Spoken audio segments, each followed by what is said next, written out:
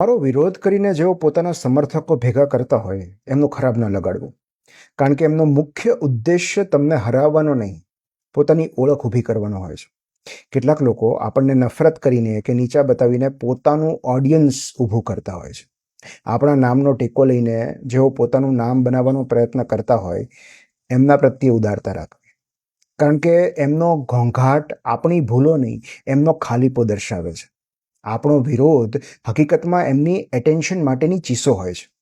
એ કોઈ વ્યક્તિગત દુશ્મનાવટ નથી હોતી, ઓળખ માટેની મથામણ હોય છે. તેમને એવું લાગ્યા કરે છે કે એમના ભાગનો પ્રેમ, સફળતા અને ઓળખ ઈશ્વરે આપણને આપી દીધી છે. તેથી ઓળખ બનાવવાને બદલે તેઓ દુશ્મનાવટ બનાવે છે. જેઓ પોતાનું સુખ, પોતાનો ઉદ્દેશ્ય કે પોતાની દિશા નથી બનાવી શકતા, તેમને એ લોકો હંમેશા ખૂંચ્યા કરશે જેમણે આ બધું મેળવી લીધું હોય. પણ એમને જવાબ આપીને ક્યારે આગળ વધી ન શકાય.